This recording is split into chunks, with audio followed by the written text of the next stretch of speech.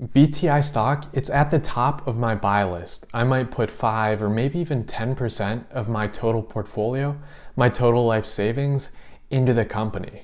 And when I do, I'm gonna pin a comment down below that lets you know my entry price, as well as the entry date, and also the yield on cost that I lock in. This investment, it isn't for everyone. British American Tobacco, it easily falls within the sin stock category, although I found it to be one of the better value stocks today. Investors have really beaten it down, and as a result, its dividend yield has climbed. It's an impressive yield that looks fairly safe. If the price keeps on dropping, the risk to reward, it's going to be too good to pass up. And to start out this video, let's go ahead and look at the major risks first. This investment, like any investment, it might not work out. Too often, investors get caught up thinking mostly about the reward potential. But that's a huge mistake. Managing risk, it's not nearly as sexy, but that's what really sets apart experienced investors from amateurs.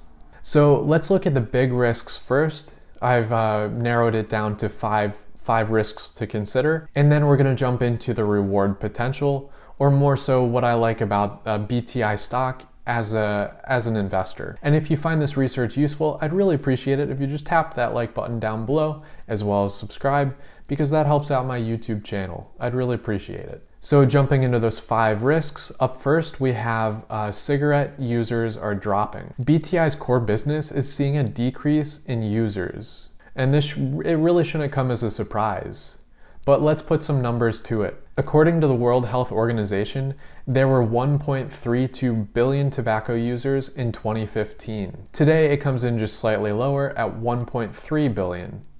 And by 2025, it's expected to drop to 1.27 billion users. And these numbers, that's global tobacco users.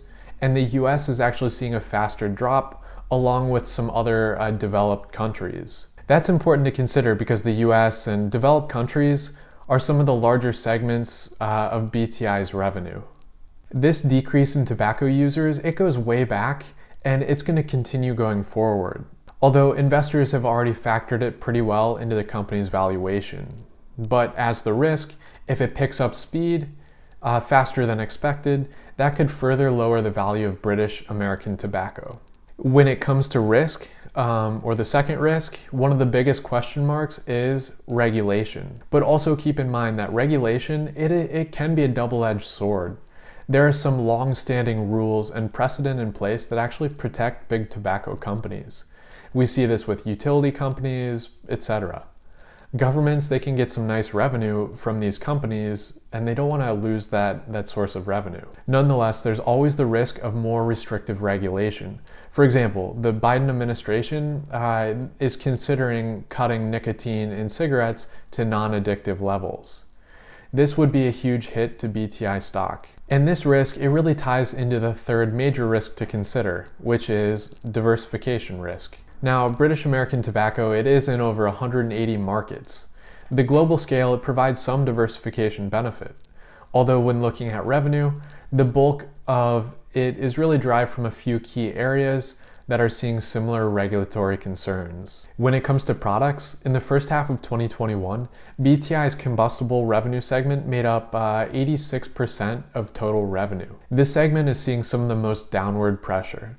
So it's really a huge risk, but soon you're about to see the company is shifting away from its more traditional combustible products to new categories or non-combustible products. For the fourth risk, which isn't as big as some of these other ones, but it factors in, it's investor sentiment.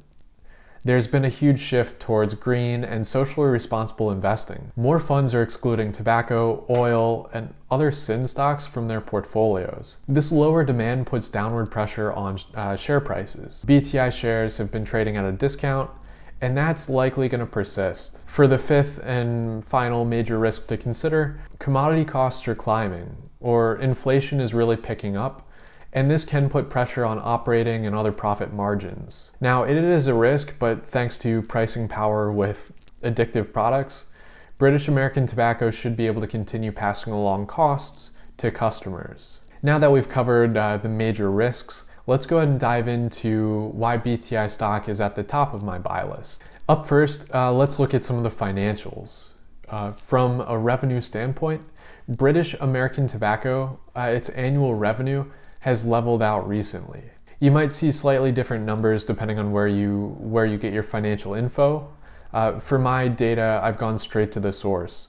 Since BTI is a British company, it reports a 20F annual report instead of the more usual or more common 10K annual report. So I pulled these numbers directly from the SEC website. Some sources adjust the currency from the pound to US dollar, but for consistency and to reduce error, I'm keeping it as the pound. As an investor in the US, the currency adjustments, they do have an impact, but they're not going to be a make or break for my overall investment thesis. Also, the further down on the income statement you get, the less reliable the numbers can become. For example, net income and EPS, they can be heavily manipulated when factoring in different accounting rules with GAAP, IFRS, etc. So let's just look a little bit further down from revenue, and here's profit from operations. Even though British American Tobacco's revenue growth has slowed, its operating profit continues to climb. It's becoming more efficient thanks to cost savings programs like Quantum. By 2022, it aims to achieve a minimum of $1 billion in annualized savings, and it's already well along the way to accomplishing that. This is helping BTI invest in new areas and maintain a better financial position. We're going to go ahead and look at the growth segments next, but first I do want to highlight the financial health of the company. So this chart here, it shows total liabilities are decreasing, which is great to see. All the while, cash and cash equivalents have about maintained the same or climbed actually a little bit. So even with the negative sentiment and pressures on tobacco companies, BTI is doing well on many fronts. Thanks to the strong financial position, the company's its credit rating is actually a few steps above the cutoff for investment grade.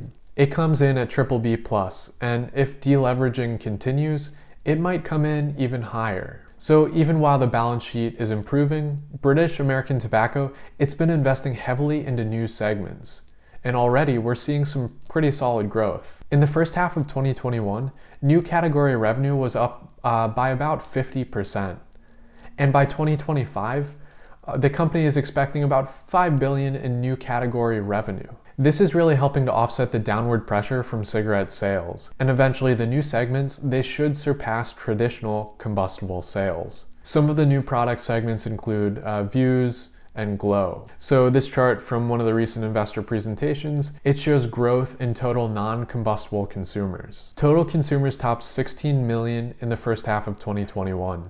And by 2030, the company is aiming for 50 million consumers. On the horizon, federal legalization of marijuana should also open up some revenue streams. The company has been making a few big moves to prepare. BTI overall is just making great strides with its growing segments, and financially, as you've seen, it's pretty solid. This is helping the company continue to reward shareholders. Here's the total annual dividend in pounds. So shares outstanding, they really haven't changed much over this time frame, so investors continue to see higher annual dividend or a higher annual dividend per share. And as a US investor, we do see some additional fluctuations thanks to currency conversions, but nonetheless, the trend is solid. And on the payout ratio side, the ratios have climbed a little bit, but it's still within a safe range. And as you've seen, the company is improving its balance sheet while paying bigger dividends. So I'd be surprised to see a dividend cut anytime soon.